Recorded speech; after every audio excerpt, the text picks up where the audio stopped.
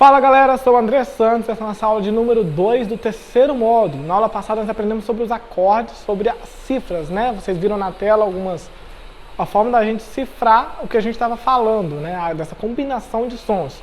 Hoje vamos falar de outras escritas musicais. Tudo aquilo que nós cantamos e tudo que nós tocamos pode ser escrito. Da mesma forma, né, que tudo que nós falamos pode ser escrito, também tudo que tocamos, que cantamos, pode ser escrito. E existem vários tipos de escritas musicais, tá? Não existe apenas uma, existem várias. Temos as cifras harmônicas, cifras analíticas, temos as cifras melódicas, nós temos as partituras, nós temos tablatura, que é mais para violão, guitarra, instrumentos que tem braço, né, e cordas. Temos cifra numérica, temos a musicografia Braille, que é uma partitura para cegos, que legal. E um outro detalhe importante é que a escrita nem sempre foi a mesma, ela foi se desenvolvendo, igual a nossa escrita mesmo. Ela foi se desenvolvendo. Uma das escritas mais eficientes é a partitura. Por quê a partitura? Porque ela, de todas, é a que mais te dá avisos, é a que mais consegue escrever boa parte daquilo que o compositor quer que seja executado. Em comparação com uma tablatura ou com uma cifra melódica, ela não te proporciona com total precisão tempos dos sons. A partitura consegue te avisar tudo. Tem até algumas tablaturas, algumas cifras melódicas mais modernas que te avisam sim o tempo. Tem ideias, mas essas ideias elas vieram exatamente da partitura.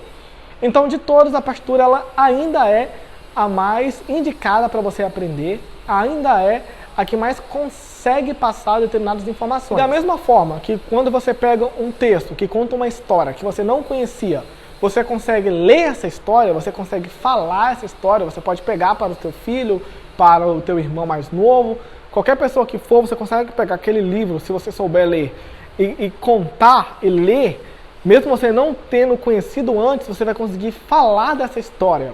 A pessoa que está ouvindo vai aprender através daquilo que você acabou de falar, de algo que está escrito. Na música também é assim, a partitura, a pessoa ela consegue tocar uma música que ela nunca viu na vida dela só pela partitura, porque a partitura vai te dar todas as informações, ou quase todas as informações necessárias para executar aquela composição. Por isso que pessoas que sabem ler partitura conseguem tocar coisas que nunca viram na vida. E isso ajuda muito o ensaio. Imagina você ter um grupo de várias pessoas que precisam aprender um cântico, uma música, algo novo. Imagina se tudo for ensinado de forma oral. Imagina se você tem esse grupo, um grupo misto, né? Você tem instrumentos diferentes, você tem vozes em naipes diferentes. Imagina cada um tem um arranjo diferente, como que você ensina para toda essa galera de forma oral? Fica muito mais complicado. Então a partitura ela facilita muito, porque se cada músico souber ler, ele vai ver exatamente o que ele tem que fazer. Mas aí também tem os contras. A partitura em si, apenas isolada, ela pode te limitar a algumas coisas. Por exemplo, muitos músicos que vão iniciar os seus estudos e começam pela partitura, ou ficam só na partitura, né? Aprendem o instrumento e só toca aquilo que está escrito, essa pessoa vai acostumar a tocar sempre o que vai estar escrito. Sempre a obedecer um pedaço de papel. E essa pessoa não vai desenvolver o ouvido, não vai conseguir tocar assim aquele papel. Isso é algo muito ruim para músicos, tá bom? Você precisa desenvolver o ouvido também, você precisa saber tocar, independentemente se tem algo na sua frente te mostrando o que você tem que fazer ou não. Você precisa ter criatividades, ter memória, decorar coisas, conseguir escutar e conseguir reproduzir aquilo que você escutou. É interessante que você estude partitura, estude o ouvido, estude o instrumento, estude história, estude percepção musical, ok? Tudo isso vai contribuir para o seu crescimento no total. A partitura ela tem muitos elementos, mas ela não é muito complexa. O que acontece é que você não consegue aprender de um dia para o outro. Não é nesse curso aqui, nessas aulas que vamos ter ainda, que vocês vão conseguir realmente ser fluentes em partitura. Não tem como. É igual você vai aprender um novo idioma. Você vai aprender o inglês, vai aprender o italiano, vai aprender o japonês. Você não vai aprender em 2, 3 aulas, 4 aulas, 1 mês, 2 meses, 3 meses. Talvez você vai aprender os elementos, você vai aprender como funciona, vai aprender a gramática, né, do idioma, vai aprender algumas palavras, algumas coisas importantes para você começar a compreender, começar a ler, começar a entender. Mas você não vai conseguir ser fluente, você precisa de prática, precisa de treino, é demorado. Para uma pessoa chegar a uma fluência no idioma, geralmente é de 2 anos para cima. Claro que tem exceções, pessoas conseguem mais, mas aí são casos à parte. Na leitura de partitura é a mesma coisa. A partitura, em muitos momentos, ela é considerada um idioma. Você está aprendendo um idioma novo, você está aprendendo códigos. Ela é cheia de códigos que demanda tempo até você absorver, conseguir bater o olho numa partitura e tocar. Tá bom? Então, nessa aula e nas próximas aulas, vamos estar aprendendo os elementos básicos. Vamos estar aprendendo as coisas mais importantes para vocês aprenderem agora de início, para entender como que funciona. Primeira coisa que você precisa entender é sobre a pauta ou pentagrama. Muitas vezes nós ouvimos falar que pauta e pentagrama são a mesma coisa. Eu não gosto dessa comparação absoluta, dizer que elas são a mesma coisa porque elas não são. Como assim? O que seria pautas? Pauta ou pentagrama, né? Seria esse desenho aí que vocês estão vendo. São as linhas. Hoje nós temos um sistema musical de pentagrama, que é 5 linhas. Mas nós já tivemos outros sistemas antigamente que não eram de 5 linhas, eram de 4 linhas. Nós já tivemos um sistema de 11 linhas. Então são sistemas diferentes. Quando a gente fala de pauta, pauta significa linhas, né? Quando você compra um caderno sem pauta, você tem aquele caderno sem linhas. Então pauta significa linhas. Quando a partitura é um sistema de pautas, um sistema com linhas, né? A linha é o nosso quadro negro. Tem um professor, ele vai escrever lá para a sua turma, ele tem um local para ele escrever. Onde a gente escreve isso na música? Na pauta. Entenderam? Mas o pentagrama é um tipo de pauta específico, que penta vem 5. Grama, né, seria linhas. Então, pentagrama seria o sistema de 5 linhas, mas já houve antigamente o tetragrama de 4 linhas. Era pauta, continua sendo pauta, mas não era pentagrama, era tetragrama. E o de 11 linhas chama endecagrama. Então não é pentagrama, mas é pauta. Entenderam a diferença? Então eu não gosto muito de falar que é a mesma coisa, porque não é. Então vamos lá, esse é o primeiro princípio. Então o sistema atual que nós utilizamos até hoje, né, já séculos passados a gente ainda utiliza esse sistema, é o pentagrama de 5 linhas. Tudo vai ser escrito dentro dessas 5 linhas ou ao redor dessas 5 linhas. A outra coisa que você precisa entender são as claves. O que são as claves? São esses desenhos que vocês estão vendo aí na tela. Temos a clave de Sol, a clave de Fá, a clave de Dó e temos uma clave de percussão. Então são 3 claves musicais, né, de sons, de notas musicais, e a clave de percussão que é para escrever os ruídos.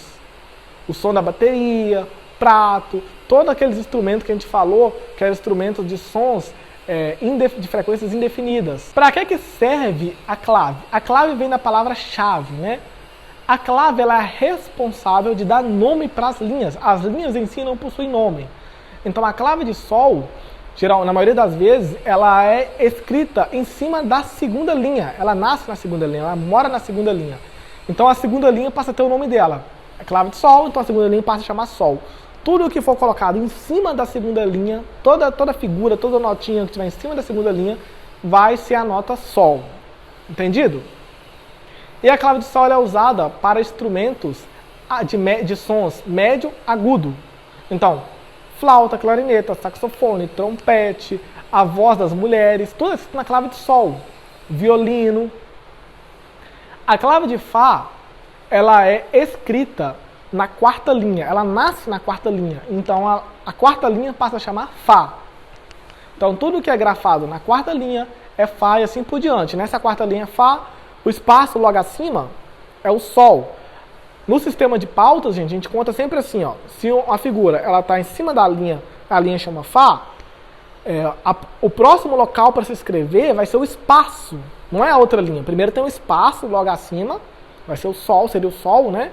E a última linha seria o Lá, isso na clave de Fá. Esse esquema é para todas as claves. Então sempre, ó, linha, espaço, linha, espaço, linha, espaço, linha, espaço. Então a clave de Fá, ela te avisa isso, ela te avisa que a 4ª linha chama Fá, e a partir disso você consegue descobrir o nome das outras, né, que é só seguir a ordem das notas, e ela é usada para escrever sons médio graves.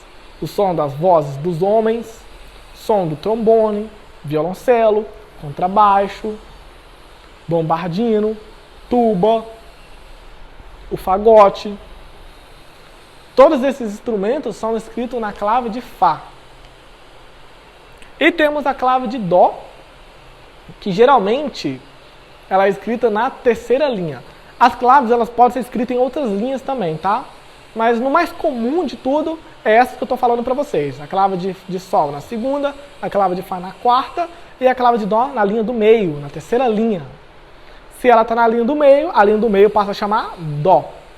Tá bom? Então tudo que for grafado em cima da linha do meio, a nossa linha de referência é a linha do meio que chama Dó. E essa clave é usada para os instrumentos, para os sons que ficam apenas na região média. Hoje em dia, o único instrumento que utiliza ainda a clave de Dó é a viola de arco, que parece um pouco com um violino, né? Um pouquinho maior que o violino. Escutem o som de um solo de viola.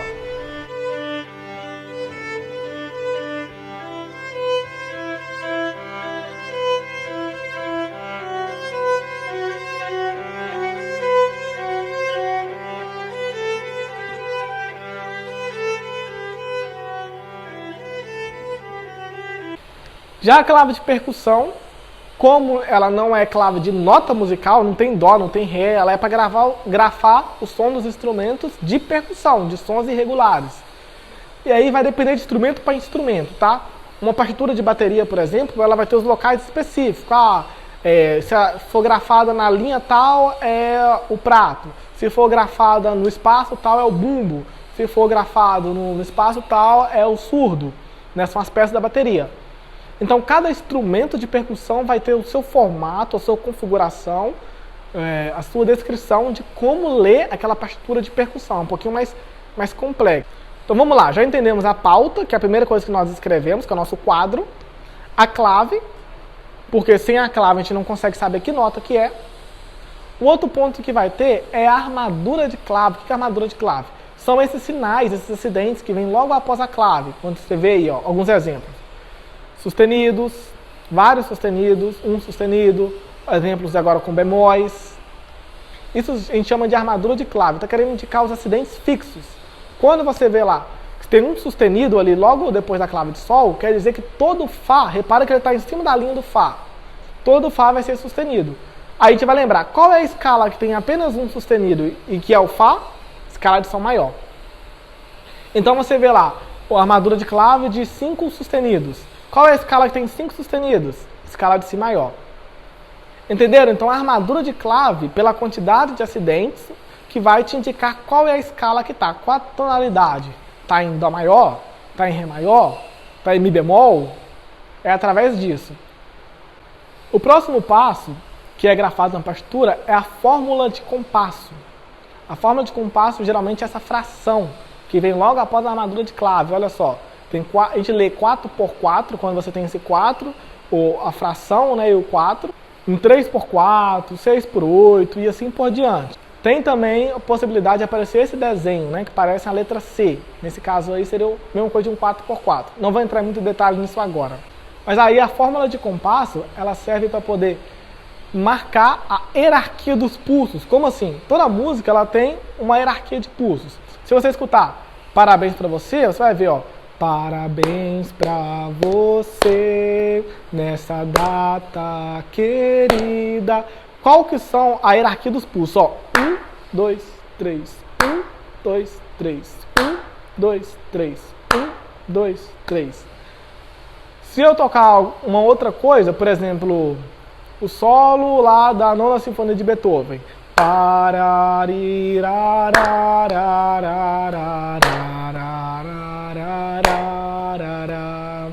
Vocês vão sentir sempre que tem um pulso que é mais forte, é a cabeça. Aí de quanto em quanto pulso está ocorrendo para chegar até a cabeça de novo. Nesse caso foi de 4 em 4. 1, 2, 3, 4. 1, 2, 3, 4. 1, 2, 3, 4. 1, 2, 3, 4. Agora, no caso do Parabéns pra você, era sempre de 3 em 3. Parabéns pra você nesta 2, 3. 1, 2, 3. E é isso que a fórmula de compasso vai indicar na partitura. Qual é essa hierarquia de pulsos? É de 4 em 4 pulsos, 3 em 3 pulsos, de 2 em 2 pulsos. Também vai ajudar a determinar o estilo musical. Por exemplo, uma valsa, na maioria das vezes, ela vai estar em 3/4. A gente chama de compasso ternário, né? 1, 2, 3. 1, 2, 3. 1, 2, 3. Entendidos?